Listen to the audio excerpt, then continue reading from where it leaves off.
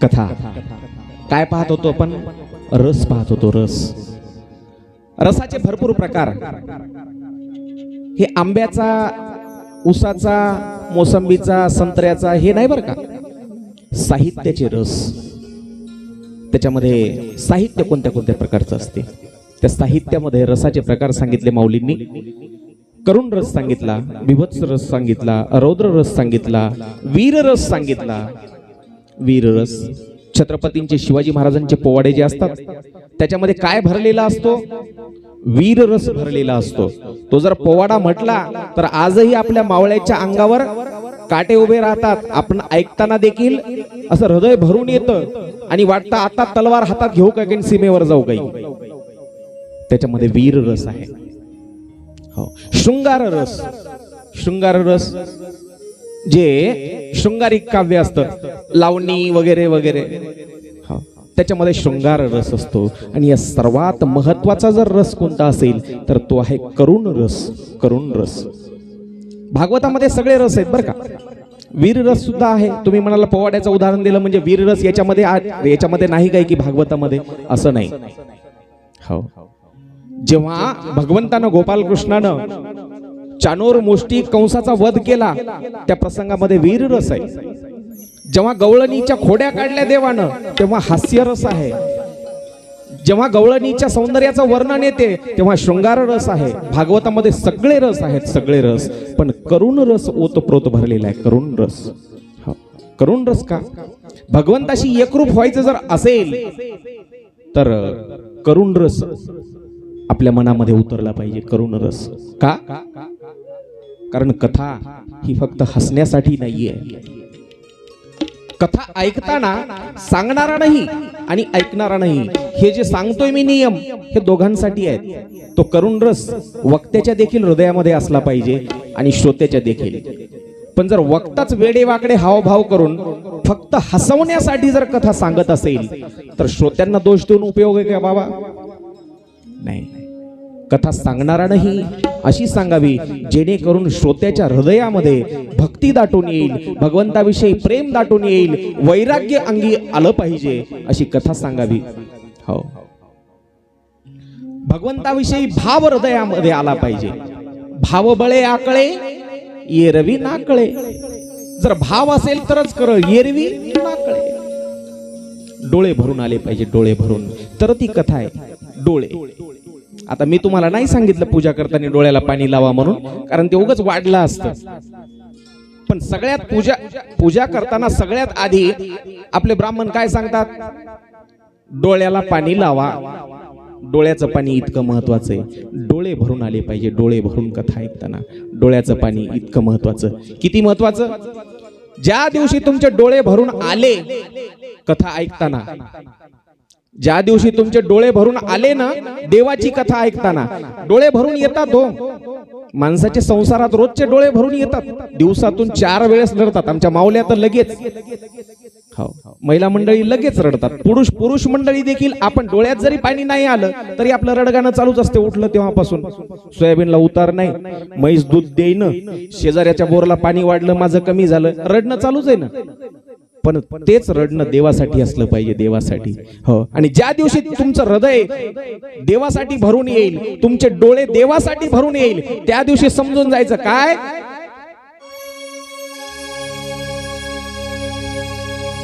आंख से आंसू बहे, जब आंख से आंसू बहे, वाणी भी कुछ न कहे. जेव्हा तुमचे डोळे भरून येतील और वाणी भी कुछ न कहे. पहा, माणसाचं हृदय जेव्हा दाटून येतं ना, ऊर भरून येतो ना, आपण म्हणतो माझा कसा हृदय भरून आलं, ऊर भरून आला, त्यावेळी तोंडातून शब्द देखील निघत नाहीत. हो. जब आंख से आंसू बहे, वाणी भी कुछ न कहे. ऐसा जब से, ऐसा जब से, ऐसा जब से तुझको हो गया, ऐसा जब से तुझको हो गया, समझो रब से प्यार हो गया. ऐसा जब से तुझको हो गया, समझो रब से प्यार हो गया. ऐसा जब से सर्वांनी मोठ्या प्रेमाने टाळी टाळी माझ्यासोबत समझो रब से प्यार हो गया ऐसा जब से तुझ हो गया समझो रब से प्यार हो गया जब आंख से आंसू बहे और वाणी भी कुछ न कहे ऐसा जब से तुझको हो गया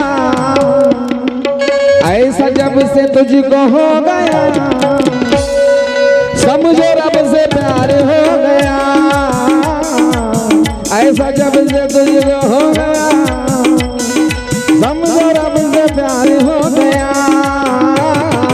ऐसा जब से तुझको हो गया समझो रब से प्यार हो गया ऐसा जब से तुझको हो गया समझो रब से प्यार हो गया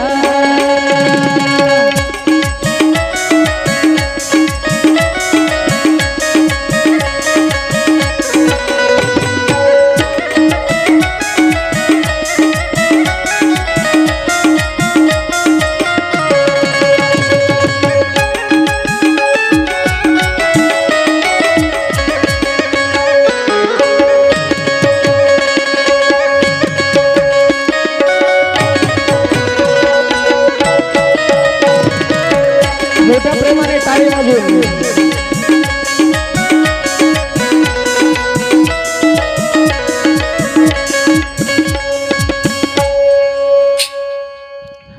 काय कळालं या भजनातून? काय कळालं?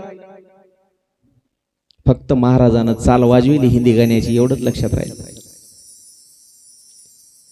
जब आंख से आंसू बहे वाणी भी कुछ न कहे ऐसा जब से तुझको हो गया समझो रब से प्यार हो गया. ज्या दिवशी तुम्ही देवासमोर बसाल, हनुमंतरायाच्या मंदिरामध्ये याल आणि सकाळी म्हणा संध्याकाळच्या वेळेला म्हणा, नियम असतात माणसाचे ज्याचे त्याचे. कोणी सकाळी येते दर्शनाला, कोणी संध्याकाळी येते, कोणी सकाळ संध्याकाळ दोन्ही वेळेला येते. पण आपली एक पद्धत असते, आंघोळ करून यायचं, मारुतीच्या पुढे डोकं टेकवायचं आणि बाहेर वट्यावर येऊन गप्पा मारीत बसायच्या. दर्शनाची ही पद्धत नाही सांगितली शास्त्रकारांनी. यायचं मंदिरामध्ये आणि देवासमोर बसायचं. दर्शन कसं घ्यायचं असते? बरेच वारकरी काय करतात, पंढरपूरला जातात आपल्या इथून, पंढरपूरला जातो आपण, तिथं गेल्यावर 10 तास नंबरला थांबतो आपण, बरोबर? 10 तास, कोणी 12 तास, कोणी 15 तास, कोणाचं गर्दीमध्ये ते लाईन मध्ये घुसून 4 तासात बी होते. आणि इकडे येऊन मोठेपणाने सांगते 3च तासात आलो मी. तिथं जाऊन दर्शन, बरं 10 तास थांबले, कोणी 4 तास थांबले, आणि तिथं गेल्याच्या नंतर गर्दी असते खूप. हनु नका त्याला, त्याच्या नशिबात आहे कथा ऐकायची. एरवी कोणी मंडपात येईन हो, आवाज देऊन 4दा हाका मारून कोणी यायले का? नाही. हनु नका त्याला, बसू दे त्याला जिथं बसायचं तिथं. 10 तास आपण नंबरला थांबून जेव्हा दर्शनाला जातो आणि तिथं गेलं, पांडुरंगाच्या पुढे गेलो की आपण डोळे लावून घेतो, ते बामण असं गचाटीला धरते ना, असं ढकलून देते. दर्शन कसं घ्यायचं? डोळे लावून नाही, डोळे उघडे ठेवून भगवंताचं जे रूप आहे ते पाहायचं आणि ते डोळ्यामध्ये साठवायचं, ती मूर्ती हृदयात साठवायची आणि नंतर मग डोळे लावून बसायचं, ध्यान करायचं देवासमोर. बाहेर वट्यावर येऊन गप्पा मारायसाठी दर्शन नसते. असं दर्शनाला यावं, सायंकाळी म्हणा किंवा सकाळच्या वेळेला म्हणा.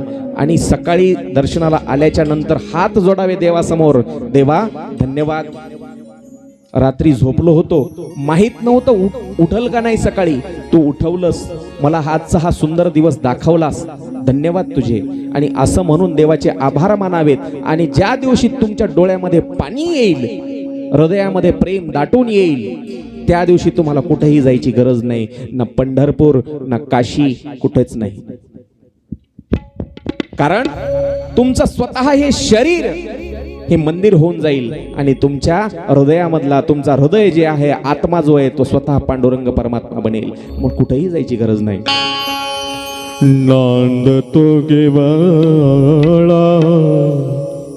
तिथे ऑपरेटर कुठे गेला आपला ते? अय अकोली,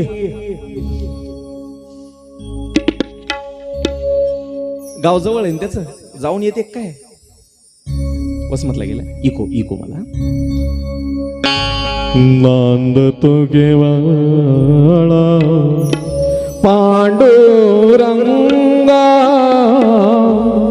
काय आहे पंढरी आत्मा हा विठ्ठला. काय आहे पंढरी आत्मा हा विठ्ठला. काया ही पंढरी आत्मा हा विठ्ठल. काया ही पंढरी आत्मा हा विठ्ठल. सर्वांनी मोठ्या प्रेमाने टाळी वाजवून. नांदतो केवळा, नांदतो केवळा पांडुरंगा. काया ही पंढरी आत्मा हा विठ्ठला. काया ही पंढरी आत्मा हा विठ्ठला. काया ही पंढरी आत्मा हा विठ्ठल. काया ही पंढरी आत्मा हा विठ्ठल. भगवंताविषयी प्रेम दाटून यावर हृदयामध्ये. हो. आणि ज्या दिवशी मी सांगितलं भगवंताची मूर्ती अंतरामध्ये साठवल्या जाते आणि ही गोष्ट ज्यामुळे घडते ती आहे ती कथा. एवढी कथा भावपूर्ण आहे, रसपूर्ण आहे. हो, कथा. म्हणून कथेमध्ये जे रस सांगितले त्यामध्ये सर्वात महत्वाचा जो आहे तो करुण रस आहे. करुण रस. हो. कथा कथा म्हणजे आहे काय? हो, कथा म्हणजे सत्संग. सत्संग म्हणजे काय? सत्संग, सत्संग शब्दाचे दोन अर्थ. एक म्हणजे सत्याचा संग. लक्षपूर्वक आहे का? मला बारकावे पाहत पाहत चालायची सवय. अतिशय बारीक पद्धत, सूक्ष्म पद्धतीनं माझं सांगणं असते. कोणी म्हणतील महाराज एकाच मुद्द्यावर बराच वेळ थांबले होते, एकाच मुद्द्यावर बराच वेळ थांबले होते. पण तो मुद्दा जोपर्यंत मला वाटते की श्रोत्यांना मी पटवून व्यवस्थित सांगितला नाही तोपर्यंत मला वाटते मी पुढे जाऊ नये. त्यामुळे मी शक्यतोवर सूक्ष्म पद्धतीने सांगण्याचा प्रयत्न असतो माझा. सत्संग म्हणजे काय तर त्याचे दोन अर्थ. एक म्हणजे सत्याचा संग किंवा सत्य तत्वाचा संग. आता याच्यामध्ये सत्य तत्व काय आहे? भागवतामध्ये सत्य तत्व काय आहे तर तो आहे भगवंत. आणि दुसरा सत्संगाचा अर्थ तो म्हणजे संतांचा संग.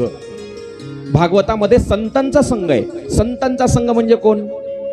मी संत नाही बरं का. तुम्ही म्हणाल महाराज तुम्ही, म्हटलं मी संत नाही, मी संत नाही, मी फक्त एक सेवक आहे. मी सेवकही म्हणायच्या लायकीचा नाही, मी एक हमाल आहे. हमाल. तुकाराम महाराजांनी स्वतःला हमाल म्हणून घेतलं. हो. फोडिले भांडार धन्याचा हा माल, मी तो हमाल भारवाय. जे साधू संतांनी सांगितलं ते तुमच्यापर्यंत आणून देण्याचं काम करणारा मी हमाल आहे. मग संत कोण भागवतामध्ये? तर ते संत आहेत नारद, व्यास महर्षी, शुकाचार्य यांच्यासारख्या संतांची वचनं, महर्षींची, मुनींची, आचार्यांची जी वचनं आहेत त्यांनी जे लिहून ठेवले ज्ञान ते तुमच्यापर्यंत आणून देणारा मी फक्त हमाल आहे. आणि संत ते आहेत. त्या संतांचा संघ म्हणजे हे भागवत आहे. हो, संतांचा संघ. तुकाराम महाराजांनी एका ठिकाणी गोड सांगितलं, कथा कथा म्हणजे आहे काय? कथा त्रिवेणी संगम आहे. त्रिवेणी संगम. त्रिवेणी संगम. कथा त्रिवेणी संगम. कथा त्रिवेणी संगम. कथा त्रिवेणी संगम. कथा त्रिवेणी संगम. देव भक्त आणि नाम. देव भक्त आणि नाम. तेजीचे उत्तम तेजेचे उत्तम चरण रजा वंदिता चरण रज वंदिता चरण रज वंदिता कथा त्रिवेणी संगम देव भक्त आणि नाम तेजीचे उत्तम चरण रज वंदिता. त्रिवेणी संगमाची उपमा दिली कथेला, त्रिवेणी संगमाची. हो बरं, हा सत्संग घडतो केव्हा माणसाच्या आयुष्यामध्ये? सत्संग संतांचा संग उगीच नाही घडत बरं कधीही. उगीच संत कधी कोणाला भेटत नाहीत. संतांचा संग ज्या दिवशी आपल्या समोर आपण न बोलवता आपल्या घरी म्हणा किंवा आपल्या समोर म्हणा योगायोगानं ज्या दिवशी आपल्याला कोणी संत भेटले ना, समजून जायचं आपली भाग्य बदलायची वेळ आली. भाग्य बदलायची. आपल्याला तसे भाग्य बदलणारे उदाहरणं पाहायचेत पुढे 7 दिवस कथेमध्ये. कोणाकोणाचे भाग्य बदलले. महाराजांनी उगीच नाही म्हटलं भाग्याचा उदय ते हे जोडी संत पाय, किंवा उजळले भाग्य आता अवघी चिंता वारली. कशानं चिंता वारली? संत दर्शने हा लाभ पद्मनाभ जोडीला. हो, संतांचा संग केव्हा घडतो? जेव्हा भाग्य बदलायची वेळ येते तेव्हा. हो, तुलसीदासांनी सांगितलं संतांचा संग घडतो केव्हा आणि त्यामुळं काय होतं. बिनु सत्संग विवेक बिनु सत्संग विवेक राम कृपा बिनु सुलभ न सोई संत संगती दुर्लभ संसारा निमिष दंड भरी आता उबारा. श्रीराम जय राम जय जय राम श्रीराम जय राम जय जय राम श्रीराम जय राम जय जय राम श्रीराम जय राम जय जय राम श्रीराम जय राम जय जय राम. बिनु सत्संग विवेक न होई राम कृपा बिनु सुलभ न सोई. रामाच्या कृपेशिवाय सत्संग होत नाही असं तुलसीदासजींनी तुलसी रामायणामध्ये सांगितलं. हो, आमच्या साधू संतांनी देखील सांगितलं बहु अवघड आहे संत भेटी परी जगजेठी करुणा केली. भगवंताच्या कृपेमुळे संतांचा संघ घडतो आणि संतांचा संघ म्हणजेच भागवत आहे. म्हणजे भगवंताच्या कृपेशिवाय भागवत ऐकायला मिळत नाही.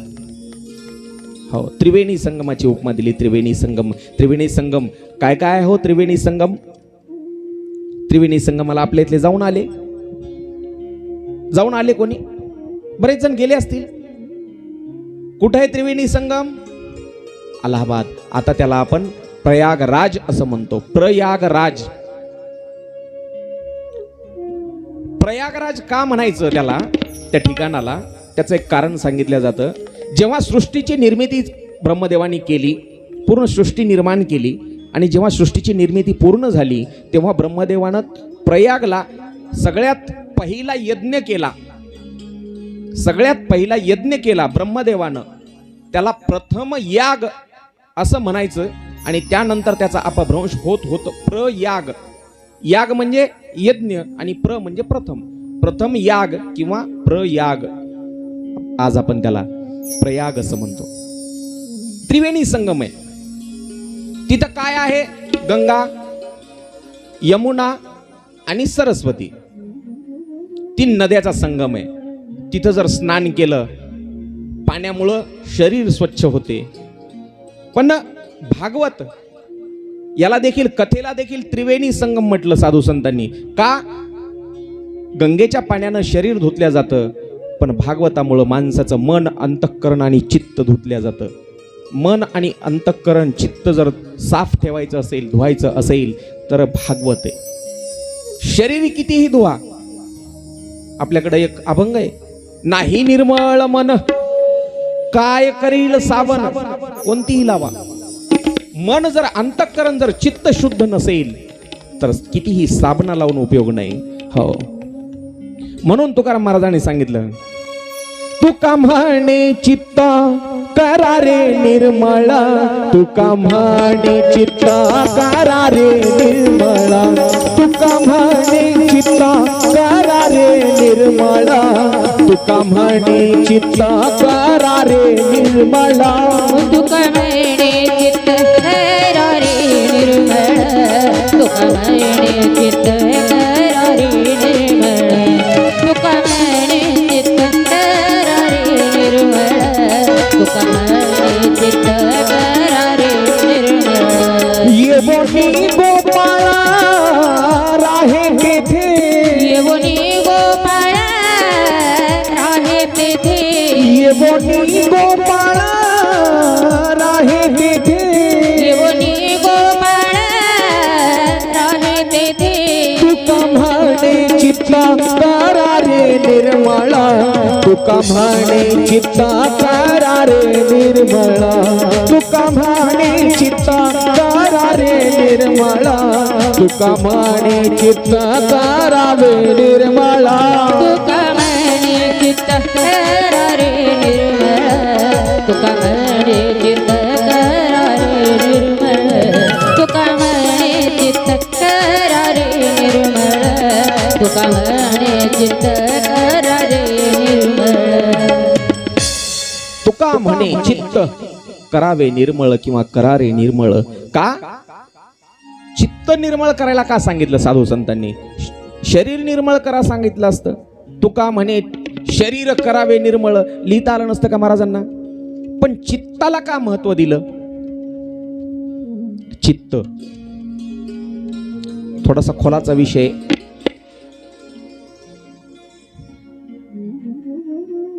चित्त म्हणजे काय?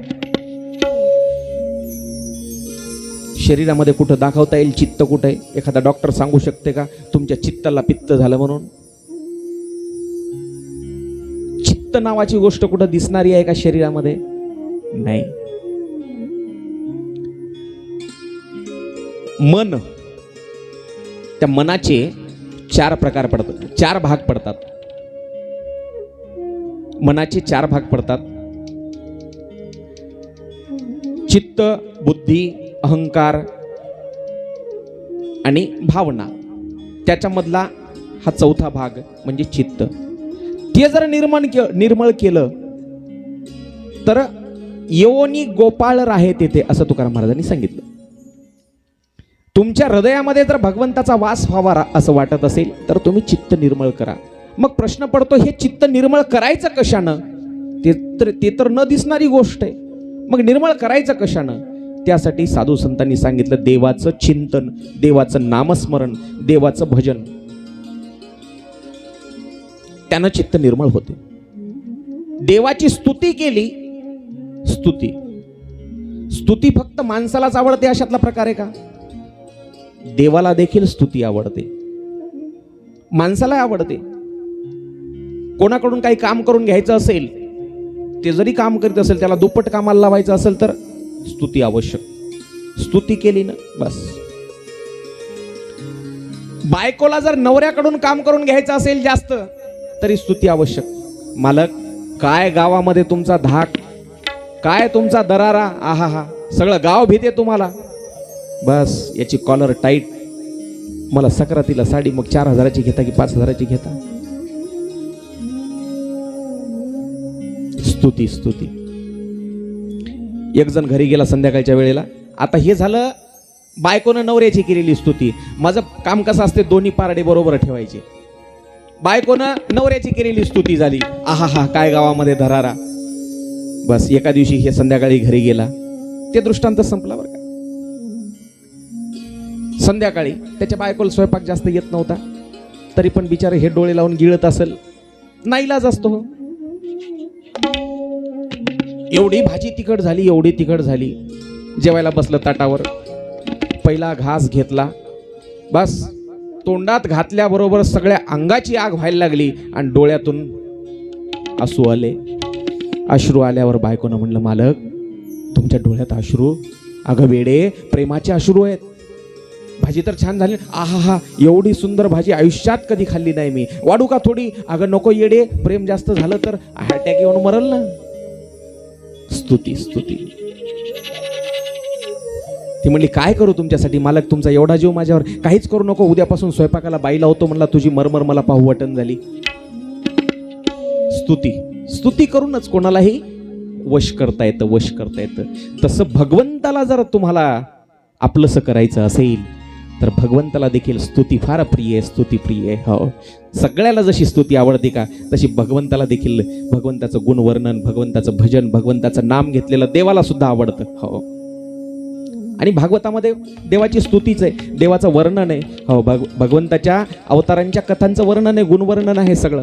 हो, श्री अनंता मधुसूदना पद्मनाभा नारायण जगद्व्यापका जनार्दना आनंद घना विनाश.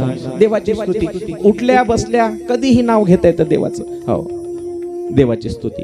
कोणी कोणी केली स्तुती. आता काही जणांना शंका असते, महाराज तुमच्या लोकांचा धंदाच आहे म्हणले, हे काही सांगता, लोकांनी काम धंदा करावा का नाही?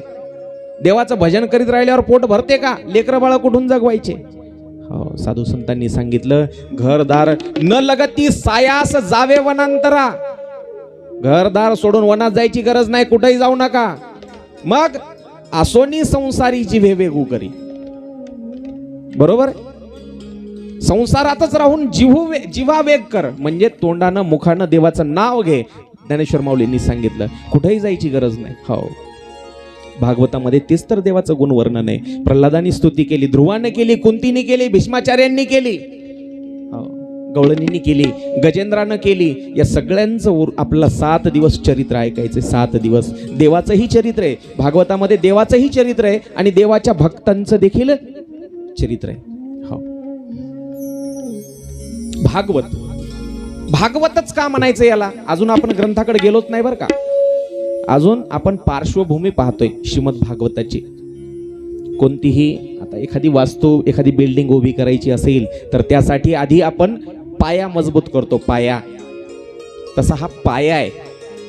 तुम्ही म्हणाल महाराजांनी काय इकडचं तिकडचं सांगितलं, नुसत्या गप्पाच मारल्या, 4 शब्द इथले 4 शब्द तिथले, आणि काय कथाच कोणती म्हणजे सगळी काय म्हणतो आपण त्याला, मुळासकट तर कोणतीच सांगितली नाही. अजून कथेला सुरुवात नाहीये. आपण पार्श्वभूमी पाहतोय. कथा म्हणजे काय, भागवत म्हणजे काय, आणि मग ग्रंथ पाहायचे आपल्याला. चला, भागवत का म्हणायचं याला? श्रीमद भागवत पुराण असं ग्रंथाचं नाव आहे. श्रीमद भागवत पुराण म्हणा, महापुराण म्हणा. श्रीमद असा शब्द जो आहे, श्रीमद, पूर्ण साहित्यामध्ये आपल्याकडे जेवढी काही ग्रंथसंपदा उपलब्ध आहे आपल्या भारतामध्ये, जगामध्ये, एवढ्या सगळ्या ग्रंथामध्ये फक्त 2च ग्रंथांना श्रीमद असा शब्द लावला जातो. अगोदर श्रीमद हे विशेषण लावलं जातं. कोणते कोणते 2 ग्रंथ मला एकदा सांगा. श्रीमद असा शब्द 2च ग्रंथाला लावला जातो अगोदर. ते 2 ग्रंथ मला सांगा.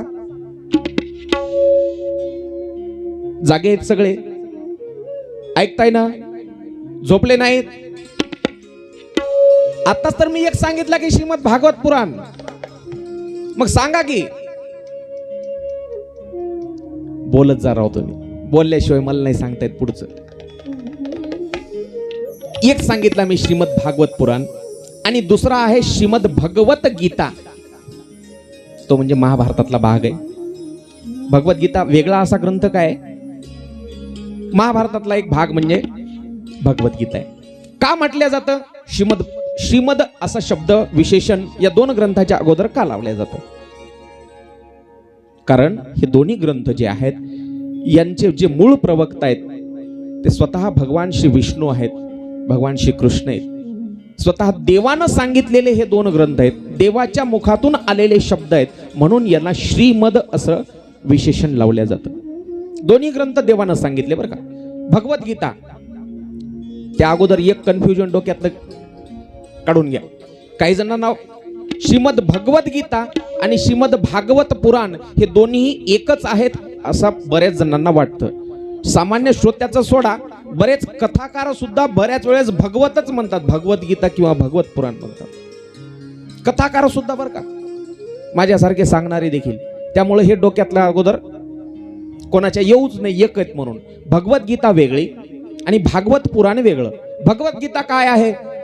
भगवद्गीता युद्धाच्या प्रसंगी कुरुक्षेत्रावर भगवान श्रीकृष्णानं अर्जुनाला केलेला उपदेश म्हणजे भगवद्गीता, बरोबर. सगळीकडे सैन्य उभं आहे, 18 अक्षौहिणी सैन्य उभं. अर्जुनानं देवाला सांगितलं, देवा दाखवा मला फिरून एकदा कोण कोण माझ्या विरोधात उभे आहेत.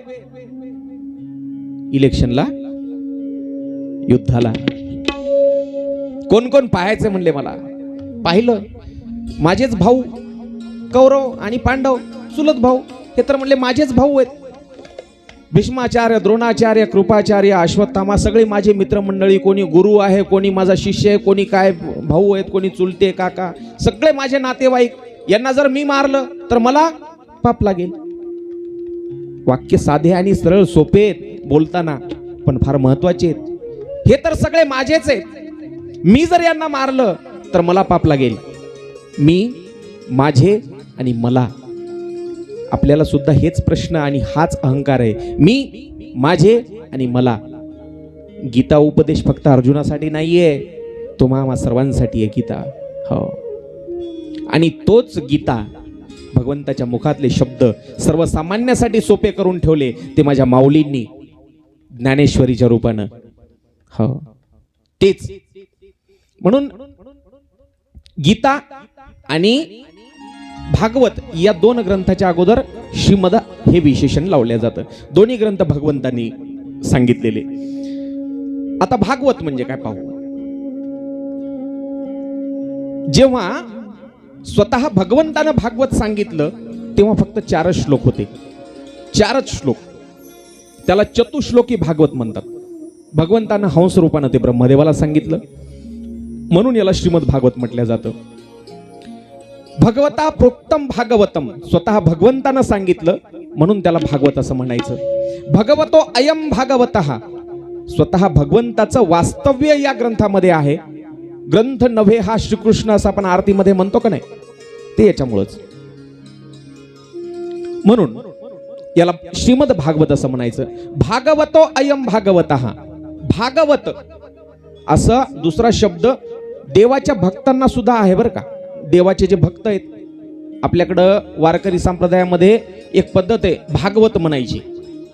भागवत तुकाराम महाराजांनी एका अभंगामध्ये सांगितलं, ऐका जी तुम्ही भक्त भागवत कराल ते हित. ऐका जी तुम्ही भक्त भागवत, देवाच्या भक्तांना देखील भागवत म्हटलं जातं. भागवत हे काय आहे? भगवंताची वाङ्मयीन मूर्ती. वाङ्मयीन मूर्ती, मूर्तीचे 2 प्रकार. मूर्तीचे 2 प्रकार, एक मातीची आणि एक नाही, एक तांब्याची, धातूची, असं नाही. मूर्तीचे 2 प्रकार, एक वाङ्मयीन मूर्ती आणि एक अर्चना मूर्ती. अर्चना मूर्ती म्हणजे काय? जी मंदिरामध्ये असते, जी देवाऱ्यावर असते. आपण त्या मूर्तीला आंघोळ घालतो, कपडे घालतो. विठ्ठलाच्या मूर्तीला कपडे घालतोच ना आपण, गंध लावतो, पूजा करतो, नैवेद्य दाखवतो. ती झाली अर्चना मूर्ती. आणि जी काव्यामध्ये किंवा साहित्याच्या स्वरूपामध्ये आपल्या समोर आहे तो भागवत, याला म्हणायचं वाङ्मयीन मूर्ती. ग्रंथ नव्हे हा श्रीकृष्ण, स्वतः भगवंत याच्यामध्ये वास करतो म्हणून ही वाङ्मयीन मूर्ती आहे. अजून दुसरे वेगवेगळे भाव आहेत. याला भागवतच का म्हणावं? हो, भाती सर्वेषु लोकेषु, सगळ्या लोकांना भावतं. सगळ्या लोकांना, सगळे म्हणजे कोण? तुम्ही आम्ही नाही. जपी तपी ज्ञानी वैरागी त्यांना आवडते म्हणून याला भागवत म्हणायचं. हो, भागवत. भागवत या शब्दामध्ये जे 4 अक्षर आलेले, 4 अक्षर, त्या 4 अक्षराचा अर्थ सांगतो. भा कशासाठी? भातू सर्वेषु लोकेषु, सगळ्या लोकांना आवडतं म्हणून. ग कशासाठी आलेलं आहे? गीयते नारदादिती, नारदासारख्यांनी आणि इतरांनी याचं गायन केलं, याचं वाचन केलं, लोकांना सांगितलं म्हणून त्याला भागवत म्हणायचं. व हा शब्द कशासाठी आलेला? वर्तते सर्व शास्त्रेषु, सर्व शास्त्रांचं, सगळ्या शास्त्रांचं सार हे भागवत म्हणून याला भागवत म्हणायचं. त हा शब्द कशासाठी? आपल्याकडे बाराखडी शिकवताना लेकराला असं शिकवतात ना, ए फॉर ऍपल, तसं भागवत भागवत तीन पाहिले आपण तर राहिला कशासाठी तस्मरम भगवतम विदुः याचं स्मरण जर केलं तर स्वतः भगवंताचं रूप प्राप्त होतं म्हणून याला भागवत म्हणायचं. हो अशा या भागवतामध्ये आता आपण हळूहळू ग्रंथाकडे चाललो बरं का. हळूहळू आपण ग्रंथाकडे चाललो. कसं आहे कथा अगोदर कथा मी सुरू करतो आणि नंतर मग कथा मला सुरू करते.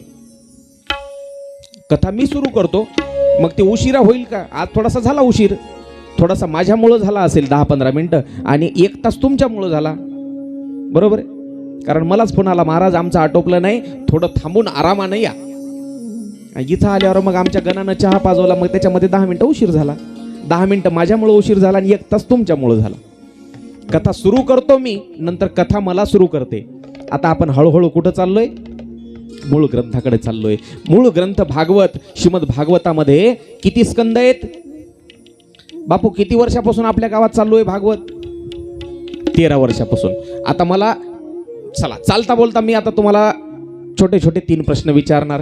3ही प्रश्नाचं ज्यानं उत्तर बरोबर दिलं त्याला देऊ आपण हे चांदीचं नाणं. टीव्ही पाहता सगळेजण चालता बोलता ऐकता असंच विचारते ते. मग मला सांगा 13 वर्षापासून भागवत ऐकलं. भागवतामध्ये स्कंद किती सांगा कोणी. 12 स्कंद आहेत भागवतामध्ये. 12 स्कंद. आणि या 12 स्कंदामध्ये अध्याय किती 335 अध्याय. आता मी असं प्रत्येक गोष्ट विचारायला लागलो. एका गावामध्ये एक जण असं मधातच जरासं आडमुठ होतं काय की बापू तुला कशाला बसवलंय वर. आम्हाला एवढं पाठ असलं असतं तर तुला बोलवलं असतं का गावामध्ये. तसं होऊ नये. 335 अध्याय आहे. 335 12 स्कंद आहेत. 335 अध्याय संख्या आहे आणि 18,000 श्लोकांची संख्या आहे. ग्रंथाचं स्वरूप पाहायचंय आणि या 7 दिवसामध्ये आपल्याला 18,000 श्लोक पाहायचे. 18,000 शक्य नाही महाराज. वर्ष जरीला झालं तरी 18,000 श्लोक संख्या पाहणं शक्य नाही. आपण फक्त काय पाहतोय आपण 13 वर्षामध्ये 13च वर्ष नाही हो. काही काही गावामध्ये तुमच्या तरी गावामध्ये 13 वर्षापासून कथा चालू आहे. काही काही गावामध्ये 40-40 वर्ष झाले 50-50 वर्ष झाले बाबा. फक्त लोकांना एवढंच माहीत की भागवतामध्ये कृष्णाची कथा येते. गोकुळामध्ये कृष्ण जन्मला लहानाचा मोठा झाला. चोऱ्या केल्या गवळणीच्या घरी. गवळणीला त्रास दिला. खोड्या केल्या. गायी वळल्या. लग्न केले आणि गोलोकाला गेले. भागवत म्हणजे एवढंच असतं. एवढंच माहिती आहे. आपण फक्त या भागवत म्हणजे एक ज्ञानाचा आणि भगवंताच्या भक्तीच्या प्रेमाचा एक सागर आहे. आणि या सागरामध्ये आपण अजून गुडघाभर पाण्यात देखील गेलो नाही. अजून गुडघाभर पाण्यात देखील गेलो नाही. काही काही महात्मे असे आहेत एका श्लोकावर 1 महिना बोलतील असे महात्मे आहेत. पण ते इतरांना सांगत बसत नाहीत बरं का. स्वतःच्या आत्मानंदामध्ये मग्न असतात. ते या भक्ती सागरामध्ये या भागवताच्या ज्ञानामृताच्या सागरामध्ये अकंठ बुडालेले असतात. बुडालेले हो. म्हणून तर गंगेची उपमा देखील दिली जाते. भागवत भागीरथी असं म्हटलं जातं ग्रंथाला. कशामुळं भागीरथीची उपमा का. जर तुम्ही गंगेमध्ये पाण्यामध्ये नदीच्या पाण्यामध्ये गंगेच्या पाण्यामध्ये जर गेलात आणि तिथं जर पाय घसरला तर तिथून बुडायची शक्यता असते. तिथं बुडायची शक्यता असते. पण तुम्ही या भागवताच्या भक्ती सागरामध्ये कृष्णाच्या प्रेम सागरामध्ये जर इथं बुडालात या भागवतामध्ये तर इथं बुडण्याची भीती नाही. इथं तरुण जाण्याची शक्यता आहे. इथं तरुण जायचा मार्ग आहे हे भागवत. हो चला या भागवतामध्ये सांगितलं मी किती अध्याय आहेत. 335 अध्याय आहेत. 12 स्कंद त्याच्यामध्ये 335 अध्याय आणि 18,000 श्लोक संख्या. या भागवतामध्ये भगवंताच्या 24 अवतारांचं वर्णन आहे. 24 अवतारांचं. हो 24 अवतारांचं. हा भागवत ग्रंथ स्वतः भगवान विष्णूंनी हंस रूपानं ब्रह्मदेवाला सांगितला तेव्हा 4 श्लोक होते. ब्रह्मदेवानं ते नारदाला सांगितलं. पहा क्रम लक्षात ठेवा. महत्वाचं आहे. क्रम लक्षात ठेवा. स्वतः विष्णूंनी हंस रूपाने ब्रह्मदेवाला तेव्हा 4 श्लोक होते. ब्रह्मदेवानं ते नारदाला तेव्हा देखील 4 श्लोक होते. नारदांनी व्यासांना 4 श्लोक सांगितले पण व्यासांनी नंतर मग त्याचा विस्तार केला. तो म्हणजे 18,000 श्लोकांचा हा ग्रंथ हा व्यासांनी लिहिला. 4 श्लोकाचे 18,000 श्लोक तयार केले आणि त्याचा विस्तार केला. नंतर मग तीच कथा व्यासांकडून श्री शुकाचार्यांकडे आली, शुकाचार्यांकडून परीक्षितीकडे आली आणि मग तेव्हा जो संत समुदाय तिथं हजर होता त्यांच्यापासून ती आपल्यापर्यंत कथा आलेली आहे. म्हणजे ही कथा स्वतः श्री भगवान विष्णू पासून आलेली आहे. देवाच्या 24 अवतारांचं वर्णन आहे याच्यामध्ये. 24 अवतारांचं. कोणते कोणते 24 अवतार? सनत कुमाराचा अवतार, वराह अवतार, नारद, नर नारायण, कपिल मुनी, दत्तात्रेय, यज्ञ अवतार, ऋषभदेव, पृथुराजा, मत्स्य अवतार, कुर्मा अवतार, धन्वंतरी, मोहिनी, नरसिंह, वामन, परशुराम, व्यास, राम, कृष्ण, हरी, कल्की, बुद्ध, हैग्रीव असे 24 अवतार भागवतामध्ये आहेत. सगळे अवतार आपल्याला पुढं वरचीवर पाहायचे. आता फक्त स्वरूप सांगतोय, फक्त स्वरूप. हो मायबाप हो, लक्ष देऊन ऐकत चला. फक्त भाव विभोर करणाऱ्या कथा आहेत येणारे 7 दिवस. हो फक्त मनोरंजन म्हणून ऐकायचं नाही. मनोरंजन म्हणून कोणतीही कथा नाही आणि कीर्तन नाही. कीर्तन आणि कथा एकच बरं का. मनोरंजन म्हणून ऐकायचं नाही. जीवन जगण्याची कला शिकवतात हे आपल्याला साहित्य, संतांचं साहित्य, ग्रंथ. आणि हा तर स्वतः ग्रंथ नोहे, हा श्रीकृष्ण. जीवन जगण्याची कला. गीता आणि भागवत याच्यामध्ये एक सूक्ष्म फरक आहे. गीता सांगते कर्मश्रेष्ठ आहे, कर्मश्रेष्ठ. अर्जुन म्हणला मी हे सगळे माझेच बांधव आहेत, माझे गुरु आहेत, माझे भाऊ आहेत, माझे काका आहेत, यांना कसा मारू? अर्जुनाला सांगितलं कृष्णानं तुला मारावंच लागेल, तुझं कर्म आहे, तुला करावंच लागेल. जो आपल्या नित्य कर्मानं चालतो ना त्याला इतर काही करायची गरज नाही, इतर काहीच करायची गरज नाही. आपलं कर्म माणसानं केलं पाहिजे. गीतेचा उपदेश काय ते सांगतो बरं का. आपलं कर्म जर आपण नीट करत असेल ना आपल्याला कुठेही जायची गरज नाही. एक मन आहे आपल्याकडं, मन में चंगा तो कटोती में गंगा, किंवा काटवट में गंगा म्हणतात ना आपल्याकडं. आपलं मन चांगलं असेल, आपलं कर्म चांगलं असेल, त्याला कुठंही काहीही वेगळं करायची गरज नाही. तीर्थयात्रा करायची गरज नाही, दान पुण्य करायची गरज नाही, काहीच करायची गरज नाही. कर्म कर्म श्रेष्ठ. एक भजन आहे, गोड भजन.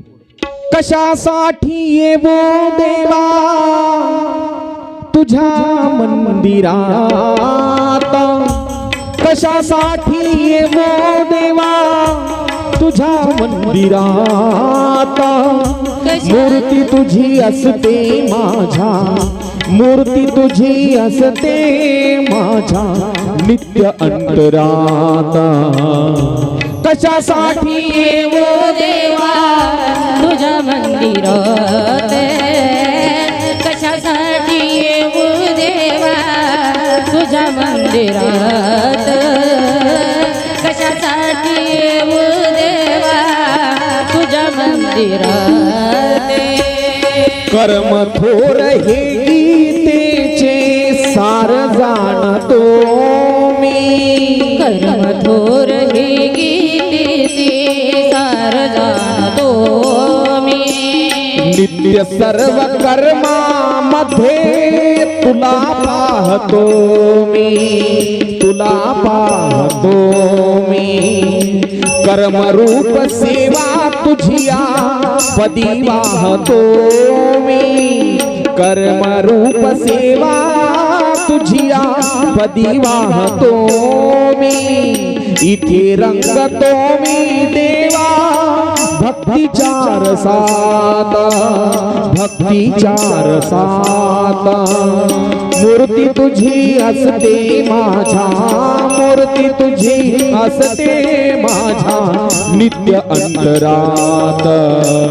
कशासाठी येऊ देवा तुझ्या मंदिरात, सर्वांनी मोठ्या प्रेमाने टाळी वाजवून कशासाठी येऊ देवा तुझ्या मंदिरात, कशासाठी येऊ देवा तुझ्या मंदिरात. कशासाठी येऊ देवा तुझ्या मंदिरात, मूर्ती तुझी असते माझ्या नित्य अंतरात. पुढच्या कडव्यामध्ये सांगितलं कर्म थोर हे गीतेचे सार जाणतो मी, नित्य सर्व कर्मामध्ये तुला पाहतो मी. जो व्यक्ती, जो कोणी माणूस आहे आपलं काम रोजचं नित्याचं, शेती करणं असो, कोणी नोकरी कामधंदा करणारा असो, श्रद्धेनं निष्ठेनं प्रामाणिकपणे राहून जर करत असेल तर त्याचा भाव सांगतोय, देवा मी तुझ्या मंदिरामध्ये कशाला येऊ? कर्म थोर हे गीतेचे सार जाणतो मी. मला माहिती आहे कर्म श्रेष्ठ आहे. नित्य सर्व कर्मामध्ये तुला पाहतो मी. माझ्या कामामध्येच मी तुला पाहतो. मग मला मंदिरात यायची गरज कशाची? आणि कर्मरूप सेवा तुझी या पदी वाहतो मी. देवा जे काही दिवसभर मी काम केले, संध्याकाळी बसून मी देवा मी तुझे आभार मानतो अंथरुणावर बसल्या बसल्या. देवा आजचा दिवस फार छान घालवला. प्रामाणिकपणे मी समाजाची सेवा केली, किंवा माझ्या शेतीमध्ये काम केलं, माझ्या नोकरीमध्ये मी काम केलं, आणि आजचा दिवस मी तुझ्या चरणी अर्पण करतो. मग मला मंदिरात यायची गरज कशासाठी आहे? त्यांच्यासाठी. सावता महाराज पंढरपूरला जाणं होत नव्हतं. जाणाऱ्या वाटेनं जाणाऱ्या वारकऱ्यांना सांगत होते, वारकरी बाबा माझा निरोप सांगा देवाला. हो बरोबर. आपलं आपलं काम जर श्रद्धेनं निष्ठापूर्वक केलं, कुठेही जायची गरज नाही. काय शिकवते? गीता शिकवते. गीता जगावं कसं गीता शिकवते, आणि मरायचं कसं, माणसानं मरण मंगलमय बनवायचं कसं हे भागवत शिकवते. पण मरायचं नाव काढलं की माणसाला कसंच होते. मरायचं नाव काढलं की जगात जर माणूस सगळ्यात जास्त जर भीत कोणाला असेल, नवरे बायकायला भीतात ती गोष्ट वेगळी, पण सगळ्यात जास्त भीती जर कोणाची वाटत असेल ती आहे मरणाची. पण एकच अंतिम सत्य या जगामध्ये एकच आहे. दादा मला बोलताना थोडासा दे जा इको, पूर्ण बंद कर जाऊ नको. जगामध्ये जर अंतिम सत्य काय असेल तर ते आहे मरण. मरण ज्या दिवशी आपण जन्मलो ना, ज्या दिवशी आपण जन्मलो त्या दिवशी आपली तारीख ठरलेली असते. ज्या दिवशी जन्मलो त्या दिवशी आपलं मरण हे निश्चित ठरलेलं असते. कुठेही बसा लपून, नांदेडला दवाखान्यात जा, औरंगाबादला जा, किंवा मुंबईला जा, हो ते ठरलेलं आहे. जगातले अंतिम सत्य जे माणूस त्याच्यापासून लपते. तुम्ही कितीही काळजी घ्या ती वेळ चुकणारी नाही. तू लाख हिफाजत करले.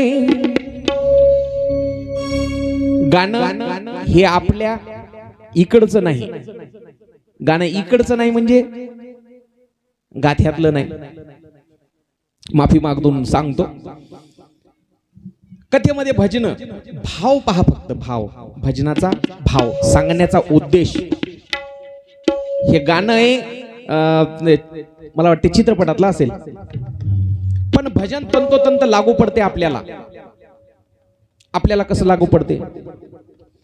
मग ते साहित्य कोणतंही असो. आता काही जण, बरेच जण चुका काढणारे बहादर असतात. फिल्मी चाली म्हणू लागले.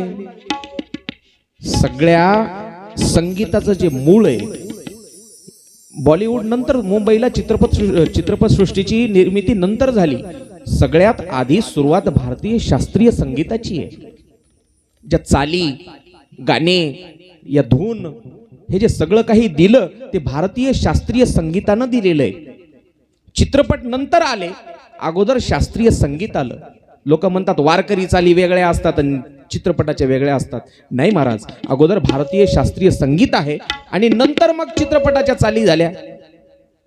बरोबर आहे? चला मग सगळेजण मोठ्या प्रेमानं तू लाख हिफाजत करले. टाळी वाजवायची भजनामध्ये फक्त एकच. तू लाख हिफाजत करले, तू लाख करे रखवाली. तू लाख हिफाजत करले, तू लाख करे रखवाली. उड़ जाएगा एक दिन पंछी रहेगा पिंजरा खाली.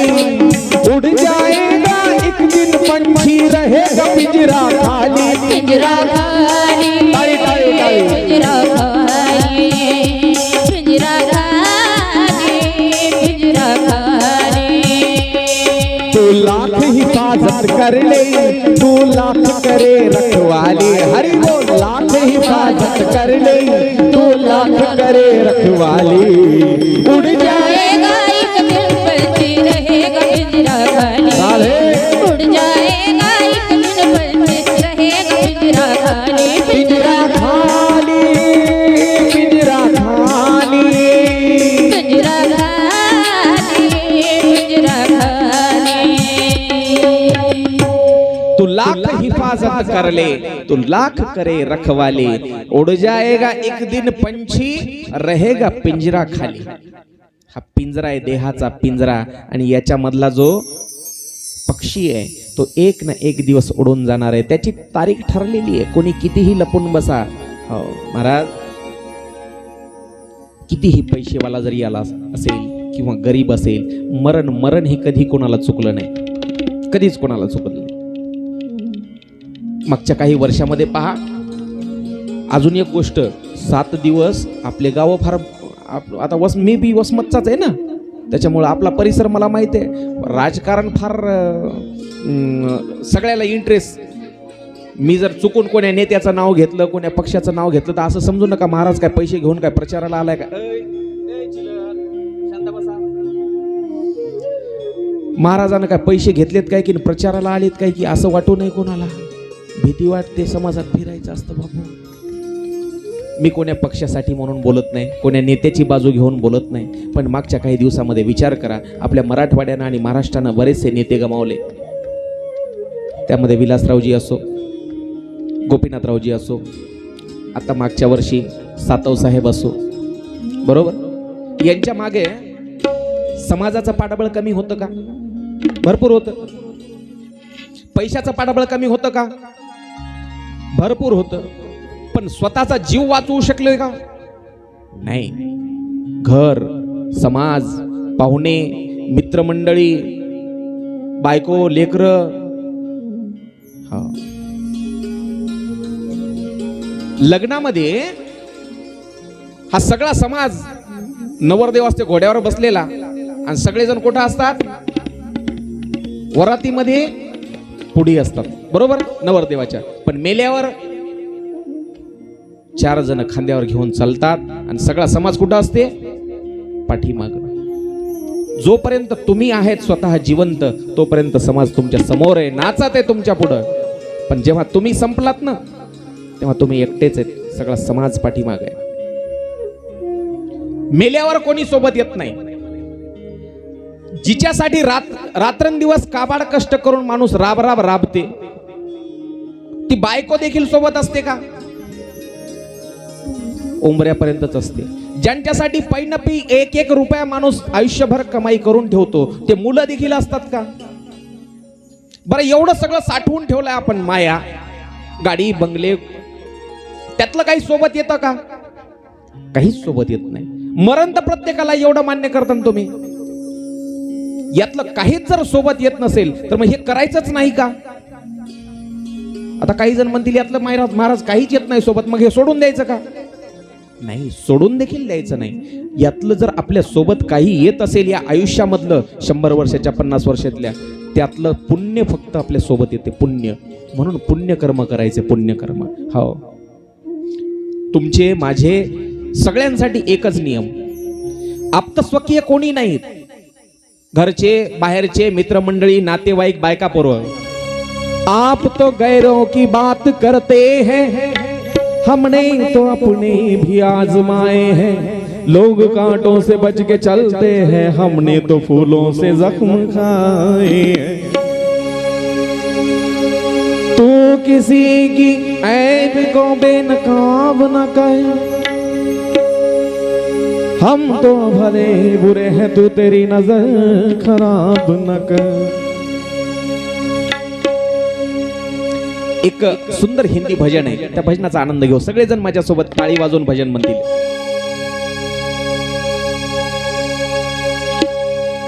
जिंदगी एक किराए का घर है,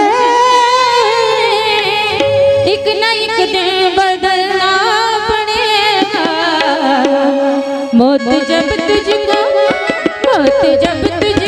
आवाज देगी, मौत जब तुझको आवाज देगी, घर से बाहर निकलना पड़ेगा, घर से बाहर निकलना पड़ेगा, बाहर निकलना पड़ेगा.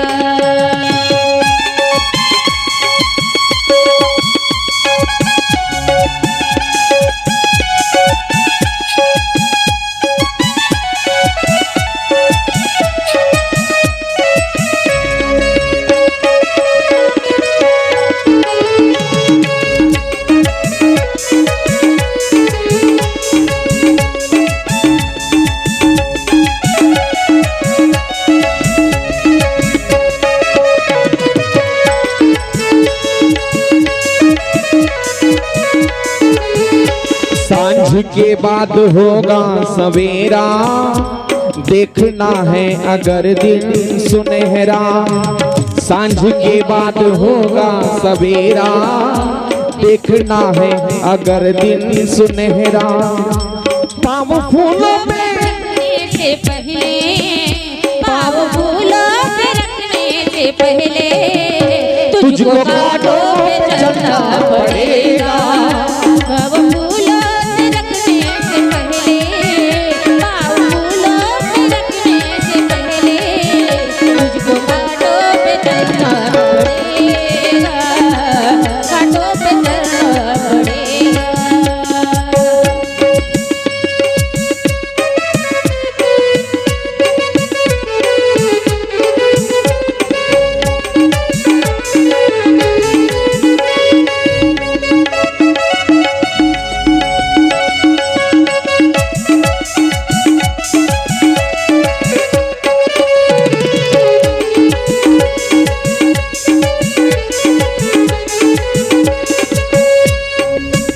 ढेर मिट्टी का हर आदमी है,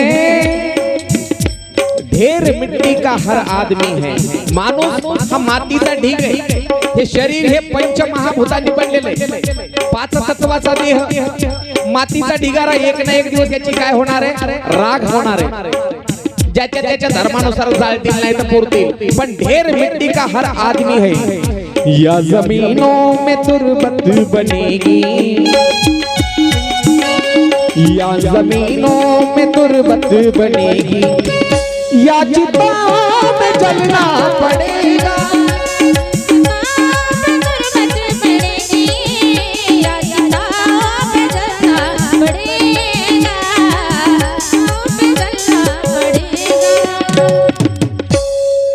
जिंदगी एक किराए का घर है, एक ना एक दिन बाहर निकलना पडेगा। किरायाचं घर आहे हा देह, म्हणजे किरायाचं घर। हो, कोणालाही न चुकणारी गोष्ट म्हणजे मरण आहे। गरीब असो, श्रीमंत असो, पुण्यवान असो, पापी असो, सगळे सगळे। गुरुवर्य इंगळे महाराज 1.5-2 वर्ष झाले असतील महाराजांना जाऊन कोरोनामध्ये गेले। बाबा महाराज इंगळे ऐकले असतील बरेच कीर्तन, फार गोड दृष्टांत सांगायचे। एक जण आला म्हणले एकाच्या घरी, कोण आला? यमराज, यम आला न्यायला। यम चल रे म्हणे, यादी काढली यमानं। पहिलं नाव आहे म्हणले तुझं, आज तुला नेणार। जरा हुशार होतं काय की ते म्हणला आपल्याला तर अजून जगायचंय, काय करू म्हणला? यमाला काय करू आपण? गुंगीचं औषध देऊ म्हणला, गुंगून टाकू। यमा पुढे हात जोडले, महाराज तुमच्या संग यायला तयार आहे, फक्त एकच इच्छा, माझ्या घरी एक कप भर चहा प्या, नंतर मग आपण जाऊ म्हणले। इंगळे महाराज दृष्टांत सांगायचे, ते सांगतोय। चहा केला आणि त्याच्यामध्ये झोपेच्या 2 गोळ्या टाकल्या, त्याला दिला यमाला। यमानं चहा पिला, लागली डुकली, त्याला झोपला। बस यानं ती यादी घेतली आणि जे पहिल्या नंबरला नाव होतं ते तिथलं काढलं, एकदम शेवटी लिहून टाकलं आपलं। बस यमराजाला 1 तासानंतर जाग आली। बस यमराज म्हणले एकदा यादी पाहावं लागते। यादी पाहिली, कुठे यादी ठेवली, त्यानं नाव हे करून बोलवलं त्याला। म्हणले तुझं नाव पहिल्यांदा होतं म्हणले यादीवर, आणि तुला मी न्यायला आलो होतो। तू मला चहा पाजला, पाहुणचार केला, त्याच्यामुळे मी आता तुला नेणार नाही। आता काय करणार म्हणला, मी यादीचा क्रम बदलणार, खालून नाव सुरू करतो म्हणलं। खालून यांना स्वतःच लिहून ठेवलं होतं। काही केलं तर मरण चुकणार आहे का? मरण चुकणार नाही बाबा। हो, स्वतः ज्यांनी हा दृष्टांत सांगायचे, त्या दृष्टांताचे प्रणेता आज इंगळे महाराज आपल्यामध्ये नाहीत। म्हणून भागवत हे मरणाला मंगलमय कसं बनवायचं हे सांगते। मरणाला मंगलमय कसं बनवायचं? जेव्हा आपण जाऊ तेव्हा हा समाज रडला पाहिजे, हा समाज रडला पाहिजे। त्यासाठी हे भागवत आहे। भागवत काय शिकवतं? सत्कर्म करायला शिकवतं। सत्कर्म, चांगले कर्म करायला शिकवतं। सत्कर्म म्हणजे काय? कोणाचं वाईट न चिंतन, धुरा न कोरणं, कडबा न चोरणं, आपण झाडून काढलेला कचरा शेजारणीच्या दारात न टाकणं, हे देखील सत्कर्मच आहे. बरोबर, हे देखील सत्कर्मच आहे. पाप नाही करायचं कधी. पाप एका प्रकारचा नाही बरं का, पाप एका प्रकारचा नाही. खून केला कोणाचा म्हणजेच पाप होतंय अशातला प्रकार नाही. मनात जरी विचार आला, दुसऱ्याचं पोरग नोकरीला लागले, माझं लागलं नाही, एवढं जरी मनात आलं तरी ते पाप झालं. बरोबर आहे. दुसऱ्याच्या बोरचं पाणी केव्हा बंद पडते की, आणि त्याचं पाणी माझ्या बोरला कधी वाढते की, हे देखील पापच झालं. पाप नाही हो द्यायचं. मग कोणाच्या बापालाही भ्यायची गरज नाही. जो पाप करत नाही ना, तो कोणाच्या बापालाही भीत नाही. ज्याला कर नाही त्याला डर कशाची, आपल्याकडे म्हण आहे ना, कर नाही त्याला डर कशाची. तुकाराम महाराजाला भीती नव्हती मरणाची. मरण माझे मरुनी गेले, मज केले अमर, म्हणून तर तुकाराम महाराज म्हणायचे माझी मरणाची भीती निघून गेली म्हणले अगोदरच. कर नाही त्याला डर कशाची. आपुले मरण पाहिले म्या डोळा, तुकाराम महाराज म्हणत होते, म्हणायचे स्वतः मी म्हणत माझे मरण डोळ्याने पाहिले, तो झाला सोहळा अनुपम्य. माझं मरण मी पाहून आलो, त्याच्यामुळं मला त्रास होणार नाही मरणानंतर. तो मरणाचा दिवस मंगलमय करण्यासाठी ही सगळा खटाटोप आहे आपल्या आयुष्यभराचा. आणि मरण मंगलमय कसं बनवायचं हे भागवत शिकवते. याजसाठी केला होता अट्टहास, शेवटचा दिस गोड व्हावा. तो शेवटचा दिवस कसा गोड करायचा ते भागवत शिकवते. आणि तो प्रत्येकाला आहे बरं का. कोणी म्हणेल मी आज 10 वर्षाचा आहे, तुला माहिती आहे का पुढचे दिवस तुझ्याकडे किती शिल्लक आहेत. कोणी म्हणेल मी आज 20 वर्षाचा तरुण आहे, मला आजच मरायची काय, मरणाची भीतीची काय गरज. 20 वर्षाचे मरत नाहीत का लोक. कोणी म्हणेल 50 वर्षाचा आहे, माझ्याकडे अजून 50 शिल्लक आहेत, तुला माहिती आहे का पुढे किती बाकी आहे, कोणालाच माहित नाही. त्याच्यामुळे मरण हे नेहमी सदा सर्वदा डोळ्यावर समोर ठेवून आपण आयुष्यभर चालायचंय. म्हणून त्या स्थितीला प्राप्त होण्यासाठी हे भागवत आहे. चला सगळेजण एकदा मोठ्या प्रेमाने भजन करू आणि पुढची कथा पाहू. श्री कृष्ण गोविंद हरे मुरारे, हे नाथ नारायण वासुदेव. श्री कृष्ण गोविंद हरे मुरारे, हे नाथ नारायण वासुदेवा. कृष्ण गोविंद हरे मुरारे, हे नाथ नारायण वासुदेव.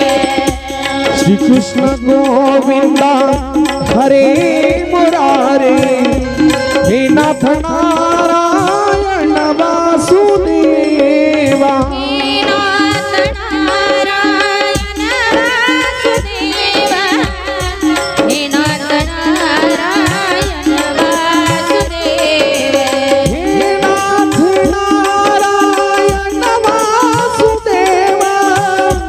हे नाथ नारायण वासुदेव.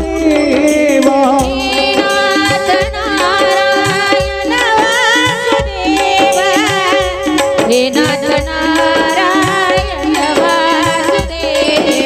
श्री कृष्ण गोविंद हरे मुरारे, हे नाथ नारायण वासुदेव.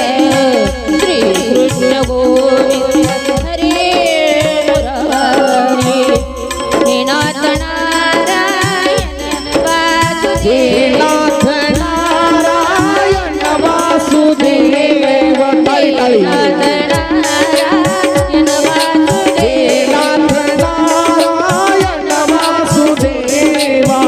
नाथ नारायण वासुदेव. गोपाल कृष्ण भगवान की जय. श्रीमद भागवत महापुराण की जय. राधे रानी सरकार की जय.